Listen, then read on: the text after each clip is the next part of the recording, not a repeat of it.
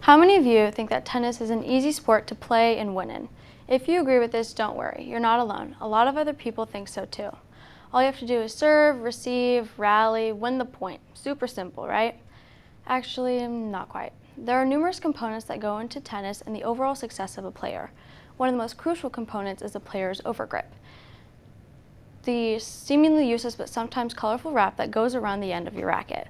I will show this to you by explaining the different parts of the tennis racket and their functions, showing you how to regrip your racket and how doing so can benefit you as an individual player. So let's step on court and serve it up. As we begin, let's talk about the different parts of the tennis racket and what each of them do. As described by the International Tennis Federation, the racket is split up into three main sections: the head, the throat, and the handle. Let's begin by talking about the head. The head is the circular top that has strings interlaced throughout it and is the point of contact on which a ball hits, putting a point into play. It's also very common for there to be a painted on symbol on your strings of your racket. For instance, this one is a P, and it just demonstrates and displays what brand or kind of racket you have. Just a bit further down, you have the throat. The throat is a triangle hollow-shaped frame that connects the head of the racket to the handle. It's very important that the throat be one single piece of material because it ensures the stability and strength of your racket. Now, the last region is the handle. The size and the thickness of the handle are important to each player as it determines how well you can hold and swing your racket. This also so happens to be where your overgrip is, the tacky, rubbery material that bulks up the handle. The overgrip serves to not only keep your handle the right size, but also adhesive enough, ensuring a good grip so it doesn't slip while you're using it. The way a player can hold and grip their racket is very important to their playing technique. All of these different parts of the racket work together to create the movement for a point, let alone a game to continue. All right, now that we have a basic understanding of the different parts of the tennis racket and what they do, let's swing into the next point and show you how to regrip your own racket. You typically should regrip your racket anytime it becomes too slick, dirty, or no longer absorbent. An article by masterclass.com recommends using a name brand tennis overgrip such as Wilson, Head, or Yonex, ensuring good quality before you begin. I personally like using Wilson. Now, let's talk about how to regrip your racket. The first thing you're going to do is remove and slide up this small black rubber collar. Just up and out of the way like that. Now that it's out of the way, you are going to begin unraveling the tape that priorly held the grip into place and the old dirty grip. You just begin unpeeling it and it all should come off together. Sometimes the top is a little bit tricky just because the tape is actually very sticky, because without it, your grip would not stay into place at all.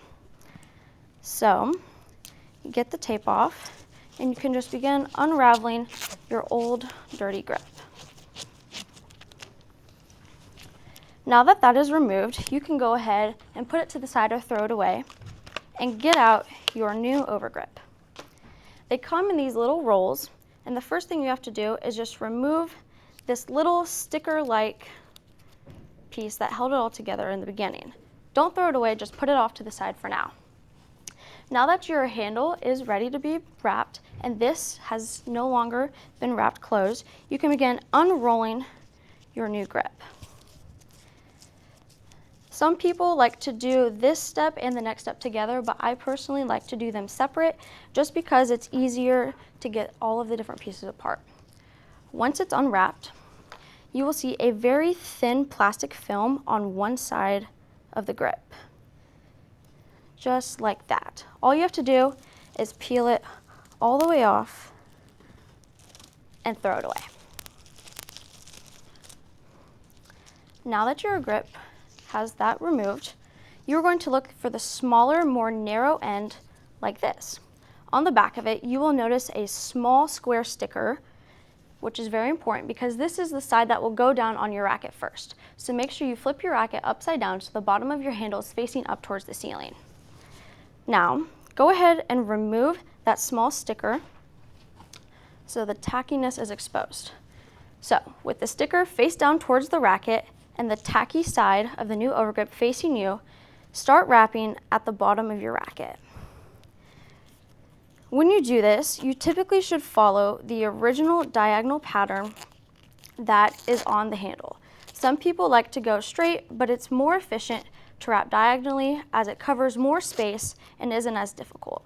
It doesn't have to be perfect as long as you make sure all the different parts of your handle are covered and it's facing the right direction.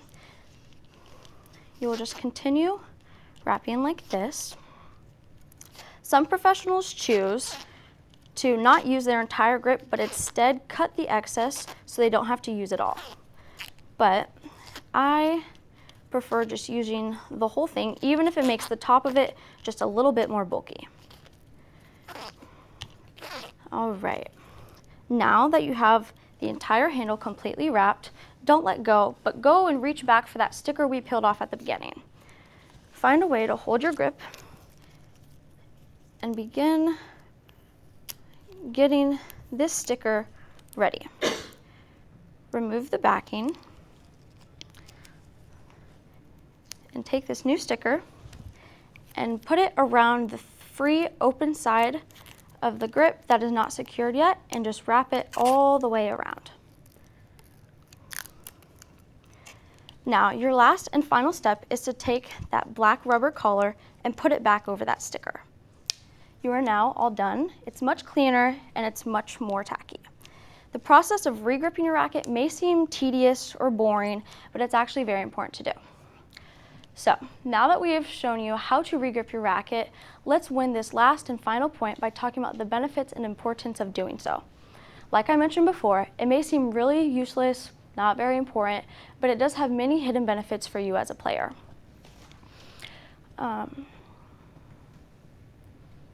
As described by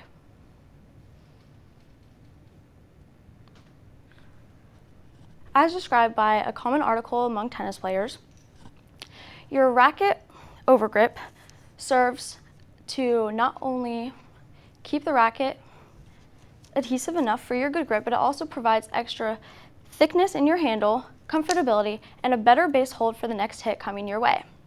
Not only does it provide these fundamental technique benefits, but they also are relatively cheap depending on the size you get. For instance, a 3-pack of grip, which can last you a very long time, only costs about $6. But they also can come in a variety of colors, so you can personalize it just how you'd like. Without an overgrip, your racket would become too slick in your hands, ultimately resulting in decreased shot accuracy, comfortability, and overall performance with different kinds of hits. And now that by caring for your racket and paying attention to when a new grip is needed, you are able to make yourself a better player little by little. And now that you've learned how to do so yourself, you can not only step on court and start playing, but also reap these same benefits. Rather, if you play on a professional or recreational level, just for fun, or have never even played before, tennis is an enjoyable sport and gives you a great opportunity to try out this newly learned skill. As we've played through a game point today, we talked about the different parts of the racket and what they do. I showed you how to regrip your own tennis racket, and we explained the benefits and importance of doing so. Now that we have walked off court and pocketed our victory, I hope you all understand tennis just a little bit better and appreciate the smaller but important things like your overgrip.